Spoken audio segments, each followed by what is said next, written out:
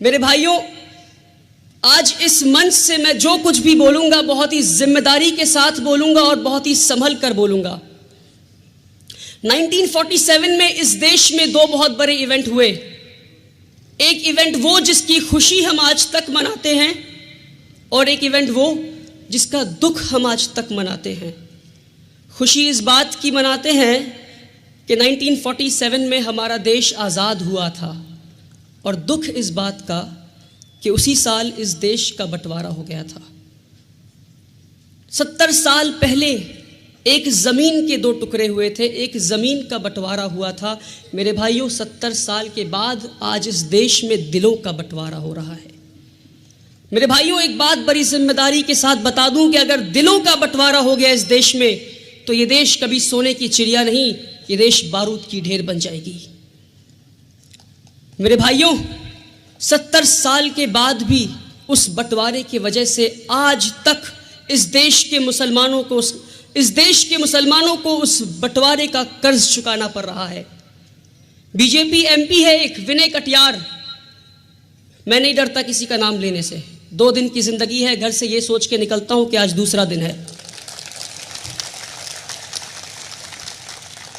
विनय कटियार ये कहता है कि ये देश सिर्फ हिंदुओं का है। हिंदू हमारे भाई है, विनय कटियार हिंदू नहीं है। ये देश सिर्फ हिंदुओं का है। बीटी वेंकटेश सर हिंदू है, विनय कटियार हिंदू नहीं है।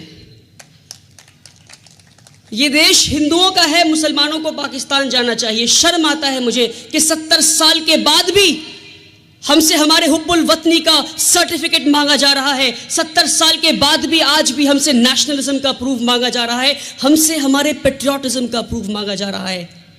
अगर आज भी सरहदों पे कुर्बानियों की जरूरत पड़ेगी तो अपने मदरसों से अपने बच्चों को हम कफन पहना कर निकालेंगे कि जाओ, इस देश को तुम्हारी खून की जरूरत है।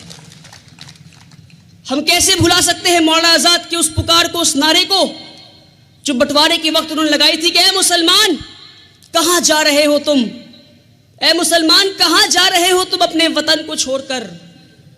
तुम्हारे बाप दादाओं की, तुम्हारे बुजुर्गों की जागीर तुम्हें बुला रही है, जामे मस्जिद की मीनारें तुम्हें पुकार रही है। मुसलमानों कहां जा रहे हो अपने वतन को छोड़कर। ऐ मुसलमानों, तुम्हें जमुना नदी की तट पुकार रही है जहां तुम वजू बनाया करते थे। कैसे भुला सकते हैं उस नारे को हम। मेरे भाइयों, आज जो लोग नफरत के कांटे हमारे रास्तों में बिछा रहे हैं, मैं उनसे एक बात कहना चाहता हूं कि कल होकर तुम्हारे बच्चे भी उसी रास्ते से गुजरेंगे। हमारे बच्चों के पैर तो जख्मी होंगे ही, कहीं ऐसा ना हो कि तुम्हारे बच्चों के पैर भी जख्मी हो जाएं। मेरे भाइयों, इस देश की आज़ादी के बाद जिन लोगों ने इस देश को आज़ादी दिलाया, उन लोगों ने एक सपना देखा था कि कैसा देश बनाएंगे जहां हिंदू, मुसलमान, सिख, ईसाई, पारसी सब मिलकर जुलकर रहेंगे, एक साथ खेलेंगे, एक साथ खाएंगे और एक ही मिट्टी में दफन हो जाएंगे। तब जाकर उन्होंने एक संविधान बनाया इस देश का, द कॉन्स्टिट्यूशन ऑफ इंडिया। और वो संविधान सिर्फ मुसलमानों के लिए नहीं बनाया था, सिर्फ हिंदुओं के लिए नहीं, सिर्फ ईसाइयों के लिए नहीं, वो संविधान हिंदुस्तानियों के लिए बनाया था। फिर जाकर एक सेना बनाई, उस सेना का नाम है भारतीय सेना। अभी कुछ दिन पहले मैं मिरर नाउ डिबेट में था, तो जो फेई डिसूजा डिबेट की एंकर हैं मुझसे पूछती हैं, Wali Rahmani, what do you have to say about the Karni Sena. करनी सेना वो जो अभी बसों में आग लगा रहे थे पद्मावती फिल्म के रिलीज होने पे।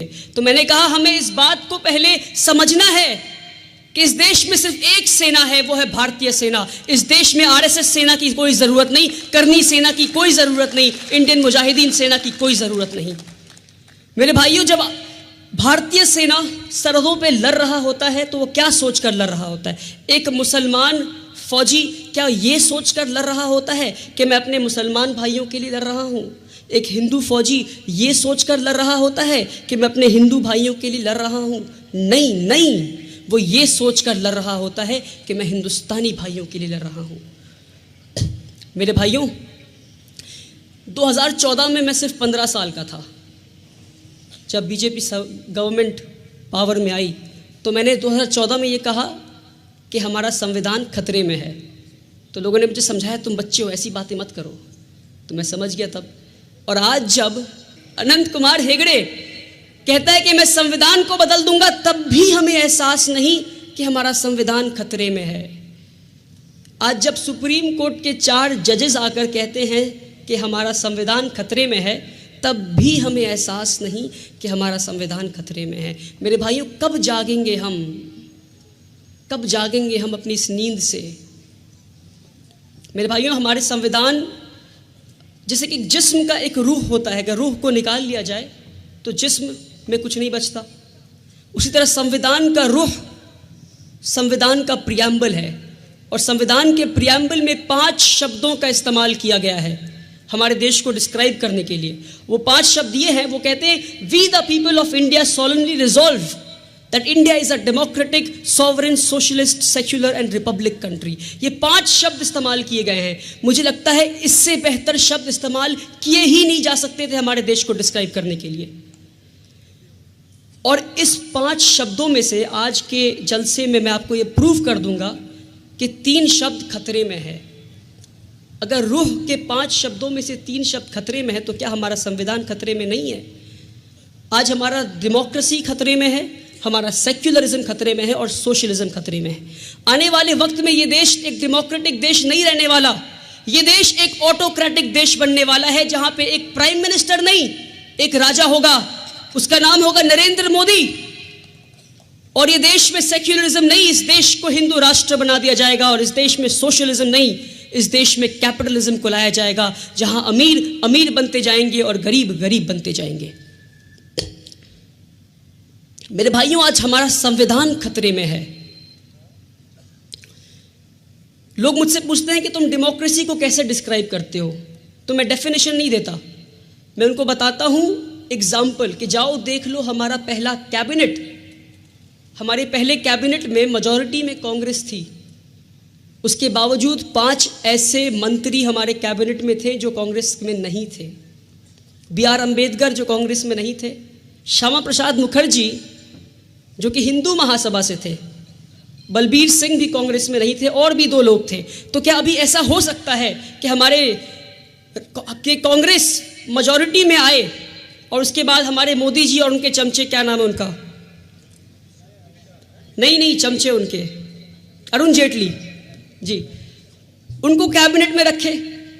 नहीं हो सकता। या मोदी जी फुल मेजॉरिटी में आए, या मनमोहन सिंह जी को और राहुल गांधी को अपने कैबिनेट में रखे? नहीं हो सकता ऐसा, क्योंकि इन लोगों ने भी डेमोक्रेसी को सही से नहीं समझा है। डेमोक्रेसी वो है कि आओ, तुम भी आओ, हम भी आते हैं, एक साथ देश को आगे ले जाते हैं।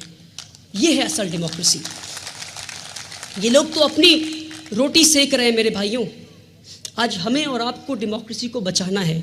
मुझे डेमोक्रेसी का इंपॉर्टेंस कब समझ आया, जब मैं स्वामी विवेकानंद की एक किताब पढ़ रहा था। उसमें मैंने पढ़ा ये कहानी छोटी सी, स्वामी विवेकानंद की। ये सेक्युलरिज्म है कि एक मुसलमान होकर मैं स्वामी विवेकानंद की एग्जाम्पल दे रहा हूँ। उनसे ज़्यादा सेक्युलर इंसान इस देश में कोई नहीं रहा है, अगर मुझसे पूछे आप तो। स्वामी विवेकानंद 3 दिन तक अपने कमरे में बंद होकर आगे पीछे चलते रहे। ना कुछ खाया, ना कुछ पिया, ना सोए, 3 दिन तक जगे रहे। तो लोग सोचे कि स्वामी जी पागल हो गए हैं। डॉक्टर्स बुलाया, पागल खाने से लोगों को बुलाया कि इन्हें ले जाएं। 3 दिन बाद स्वामी जी ठहरते हैं और ऐसे हाथ रखते हैं और कहते हैं, हाँ डेमोक्रेसी सही है। तो 3 दिन तक वो डेमोक्रेसी पे सिर्फ सोच रहे थे कि इस देश में डेमोक्रेसी लाया जाए या नहीं लाया जाए। तो ये है इंपॉर्टेंस डेमोक्रेसी का मेरे भाइयों, ये है इंपॉर्टेंस। और आज डेमोक्रेसी को हम कैसे बचाएं, सबसे बड़ा सवाल ये है। आपके पास एक राइट टू वोट है जो आपसे कोई नहीं छीन सकता। कोई छीन सकता है क्या? आपके पास वो एक राइट टू वोट है जिसका इस्तेमाल आप अपने दिल पर हाथ रख के पूछें अपने आप से कि आपने सही से किया है। हम ये देखते हैं कि वो कन्नड़ा बोलता है या तमिल बोलता है या मलयालम बोलता है।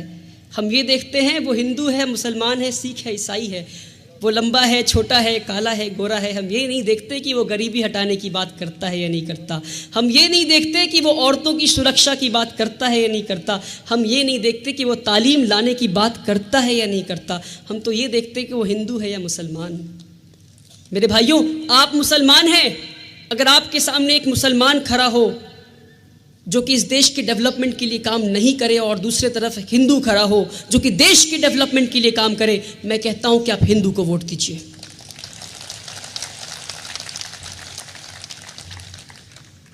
मेरे भाइयों, जयप्रकाश नारायण ने कहा था, in India we don't cast our vote, we vote our caste. जिस दिन हम इस चीज़ को बदल देंगे, उस दिन हमारा देश डेवलप्ड नेशन बन जाएगा। अशफाकुल्ला खान को जब फांसी की सज़ा सुना दी गई तो उनसे पूछा गया, कुछ तुम्हारी आखिरी ख्वाहिश है? तो मालूम अशफाकुल्ला खान क्या कहते हैं? कहते कुछ आरजू तो नहीं, बस आरजू ये है कि कोई रख दे खाके वतन कफन में। आपको फांसी की सज़ा सुनाई गई, आप कहते हैं कोई रख दे खाके वतन कफन में। मेरे भाइयों, कहाँ है वो जोश आज के नौजवानों में? कहाँ है वो जुनून आज के नौजवानों में? हम क्यों खौफनाक हो गए हैं? क्या भूल गए आपने? क्या टीपू सुल्तान ने कहा था कि 100 साल तुम किधर की जिंदगी गुजारो, उससे बेहतर है कि एक दिन शेर की जिंदगी गुजार के मर जाओ तुम। मेरे भाइयों, हमें सीखना है इन लोगों से। मेरे भाइयों, आज लोग बड़े खौफजदा हो गए हैं कि हमारे इतिहास को बदला जा रहा है। तो मैं कहता हूं, अगर ये लोग इतिहास को बदलते हैं तो बदलने दो। आओ हम और आप मिलकर इस देश के मुस्तकबिल को बदलते हैं। मेरे भाइयों, हम आज़ाद के उस नारे को कैसे भुला सकते हैं जो 1923 में उन्होंने कांग्रेस के मीटिंग में एक स्पीच दिया था। मौलाना आज़ाद ने कहा था, अगर खुदा का कोई फरिश्ता कुतुब मीनार पे आ जाए और मुझे बोले, ए आज़ाद, तुम्हें स्वराज आज़ादी कल मिल जाएगी अगर तुम हिंदू मुस्लिम एकता की बात करना छोड़ दोगे। तो मौलाना आज़ाद ने कहा कि अगर खुदा का फरिश्ता मुझसे ये कहे कि तुम्हें स्वराज आज़ादी कल मिल जाएगी अगर तुम हिंदू मुस्लिम एकता की बात करना छोड़ दोगे, तो मैं आज़ादी को ठुकरा दूंगा मगर हिंदू मुस्लिम एकता की बात करना नहीं छोड़ूंगा। मेरे भाइयों, अब सवाल ये उठता है कि हम और आप अपने सेक्युलरिज्म को कैसे बचाएं। मेरे भाइयों, अंधेरे को सिर्फ उजाला ही काट सकता है। मानते इस बात को आप? भूख को सिर्फ खाना ही काट सकता है और प्यास को सिर्फ पानी ही काट सकता है। तो नफरत को क्या काट सकता है, बोलेंगे आप? नफरत को क्या काट सकता है? प्यार। तो अपने दिलों में झांक के देखें, क्या क्या हमारे दिलों में प्यार है। मैं अपने एग्जाम्पल दे रहा हूं आपको। जब मैं वीडियोस बनाना शुरू किया तो सोशल मीडिया पे मुझे हर रात गालियां लिख कर आते, माँ की गालियां, बहन की गालियां, मेरे अब्बा जान को गालियां देख कर भेज रहे हैं। तो इस सिचुएशन में हम कैसे रिएक्ट करें? नफ़रत की माहौल में हम प्यार का माहौल कैसे घोलें, ये हमें सीखना है। एक इंसान मुझे मैसेज करता है रात को 12 बजे, मेरी माँ को गाली देता है, मेरी बहन को गाली देता है। तो जब मेरी माँ को गाली देता है मैं कहता हूँ ठीक है, आपकी माँ को मैं सलाम पेश करता हूँ। मेरी बहन को गाली देता है, मैं कहता हूँ आपकी बहन को मैं सलाम पेश करता हूँ। कहता है कैसा बंदा ये, मैं गाली दे रहा हूँ तुम सलाम पेश करते हो। मैं कोई नहीं, आप आइए, आप गाली क्यों दे रहे मुझे बताइए। तो मुझे गाली देता है, बोलता है तुम मोदी जी के खिलाफ क्यों बोलते हो। तो मैंने बोला भाई अपना हमारा नंबर लो, फ़ोन पे बात करो। फ़ोन पे कॉल करते ही गाली शुरू हो गई उसने देना। मैंने 45 मिनट बात किया। 45 मिनट बात करने के बाद मुझसे कहता है सॉरी भाई, good night, I love you. तो ये है प्यार की ताकत। प्यार से हम लड़ सकते हैं, सिर्फ नफ़रत से हम लड़ सकते हैं सिर्फ प्यार के ज़रिए। एक लड़की है, उसने भी मुझे मैसेज किया ऐसे ही कि तुम मोदी के खिलाफ क्यों बोल रहे हो। तो मैंने उसे मैसेज किया, आहिस्ता आहिस्ता हम दोस्त बन गए। अब उस लड़की की ज़िंदगी के पहले मुसलमान दोस्त मैं हूँ। अभी 3 दिन पहले मुझे मैसेज करती है कि मैं टोपी सिल रही हूँ, ठंड का वक्त है, अपने सर का साइज़ भेजो, मैं तुम्हारी नमाज की टोपी भेजूंगी। तो ये है मेरे भाइयों प्यार की ताकत। तो आज से हम और आप अहद करते हैं कि अपने हिंदू भाइयों को अपने गले लगाकर कहेंगे आओ हम और तुम मिलकर देश को आगे ले जाते हैं। अहद करते हैं, कहिए इंशाअल्लाह। मेरे भाइयों, लोग कह रहे हैं कि मोदी जालिम है, मोदी जुल्म कर रहा है। मोदी जी कहीं बाद में डेफमेशन केस ना ठोक दे मोदी बोलने के जुल्म में। बहुत डर कर रहना पड़ रहा है। अगर लोहिया जैसे जज को ये गायब कर सकते हैं तो हम तो आम इंसान हैं। मगर हाँ, अगर मैं गायब हो गया तो इस बात का मुझे अश्योरिटी है कि मेरे मरने के दिन 100 नए वली रहमानी पैदा हो जाएंगे। अगर मैं बोलूं कि मुझे मौत का खौफ नहीं, ये झूठ बोलूंगा। है इसलिए नहीं है कि मैं मर जाऊंगा, बल्कि इसलिए है मेरे मरने के बाद मेरी माँ का क्या होगा। तो अगर मैं मर जाऊं इस मंच के ज़रिए एक बात कहना चाहता हूँ, मेरे बहुत थ्रेट्स आते हैं, मैं यहाँ पे दिखावा नहीं करना चाहता कि मैं बड़े परेशानी में हूँ, मगर मैं मर जाऊँ तो मुझे मालूम है कि भटकल के लोग मेरे लिए दुआ करेंगे कि मैं जन्नत में जाऊँ। मेरे भाइयों, लोग कहते हैं कि मोदी जालिम है, मैं कहता हूँ कि हिंदुस्तान का मुसलमान मोदी से बड़ा जालिम है, क्योंकि हिंदुस्तान का मुसलमान सुबह उठने से लेकर आंख खुलने से लेकर रात को सोने तक न जाने कितनी बार नबी के सुन्नतों का जनाजा निकाल देता है। हमारे नबी अपने सहाबाओं के साथ एक बार गुजर रहे थे रास्ते से, रास्ते में उन्हें एक पत्थर दिखा। नबी पत्थर को पकड़ते हैं और रास्ते के किनारे में फेंक देते हैं और कहते हैं अपने सहाबाओं से कि अगर तुम्हें रास्ते में कोई रुकावट दिखे तो तुम उसे हटा दो, ताकि तुम्हारे बाद जो आए उसे परेशानी ना हो। तो सहाबाओं ने इस बात पे इतना अमल किया कि कई सालों के बाद एक यहूदी का ग्रुप उस रास्ते से गुज़र रहा था, उसी रास्ते से, और रास्ते में एक पत्थर गिरा हुआ देखता है तो पत्थर को देखकर बोलता है कि शायद इस रास्ते से मुसलमान नहीं गुज़रा। मेरे भाइयों, वो था उनका ईमान। और हम आज कहीं भी बम फटता है तो बोलते हैं शायद मुसलमानी होगा, कहीं भी गोलियां चलती है तो कहता है मुसलमानी होगा। ये नहीं कह रहा हूँ कि मुसलमान होगा, अपने अंदर झांक कर देखें कहीं अल्लाह का अजाब तो नहीं आया हम पे, कहीं अल्लाह तो नाराज़ नहीं हमसे। मैं भटकल के लोगों से नहीं बोल रहा, पर भटकल के लोगों के ज़रिए मैं हिंदुस्तान तक ये बात पहुँचाना चाह रहा हूँ, हिंदुस्तान के मुसलमानों तक ये बात पहुँचाना चाह रहा हूँ। एक बार हमारे नबी सल्लल्लाहु अलैहि वसल्लम रास्ते से गुजर रहे थे, एक बूढ़ी औरत को देखते हैं, वो अपने सामान को लेकर खड़ी थी, तो मज़दूर का इंतज़ार कर रही थी वो। तो नबी करीम जाते हैं, कहते हैं यार मेरी माँ, मैं तुम्हारा मज़दूर बन जाऊँ क्या? वो पूरे कायनात के सरदार मज़दूर बनने को तैयार हो गए। और आज हम अगर कोई जूता पलट रहा होता है तो उसे सीधा नहीं कर सकते। ये हमारे मुसलमानों की आज वो अकड़ है, पता नहीं किस बात की अकड़ में जी रहे हैं, जिसकी उम्मत इस बात की अकड़ में जी रही है, उसका रसूल दूसरों की मजदूरी करने को तैयार हो गया था। कहते हैं माँ जी मैं मजदूर बन जाऊँ तुम्हारा? माँ जी कहती ठीक है। वो बूढ़ी औरत कहती ठीक है, तो मुझे मक्का के बाहर छोड़ दो। नबी करीम उस बूढ़ी औरत को मक्का के बाहर छोड़ने जाते हैं। रास्ते में बूढ़ी औरत कहती कोई मोहम्मद आया है, कोई जादूगर है, और गालियाँ देने लगती मोहम्मद सल्लल्लाहु अलैहि वसल्लम को। नबी करीम प्यार से शांति से मुस्कुराते हुए उनकी बात सुनते हैं, मक्का के बाहर ले जाकर छोड़ देते हैं। और जब वापस हो रहे होते हैं तो बूढ़ी औरत पूछती है, अरे बेटा तूने मेरी मजदूरी की है, मजदूरी तो ले जा। कहते नहीं रहने दो माँ। तो कहते अच्छा अपना नाम तो बता जा। तो कहते मेरा नाम मोहम्मद है, वही मोहम्मद जिसे तू गाली दे रही थी। मेरे प्यारे भाइयों, हम उस नबी की उम्मत है, इस बात को ना भूलें। हमारे नबी से ज़्यादा बड़ा मिसाल सेक्युलरिज्म का इस दुनिया में नहीं है, जिसने मजदूरी की उस गैर कौम औरत की जो उनको गालियाँ दे रही थी, मुस्कुराते हुए उसका काम कर दिया। उस नबी की उम्मत है हम। जब ताइफ में गए तो उन्हें इतनी पत्थर मारी गई कि उनका जूता मुबारक खून से भर गया। तो जिब्रील अमीन नीचे आते हैं और कहते हैं कि ऐ नबी आप कहिए तो हम ताइफ एक वैली में था, तो दो पहाड़ के बीच में ताइफ वाले लोगों को हम कुचल देंगे। हमारे नबी घायल हाल में भी पत्थर खा के भी कहते हैं मैं तो यहाँ रहमत के लिए आया हूँ।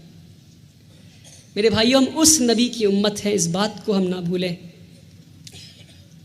जिस दिन मुसलमान अपने नबी की सुन्नतों का जनाजा निकालना बंद कर देगा, उस दिन हमारी तकदीर बदल जाएगी इंशाअल्लाह।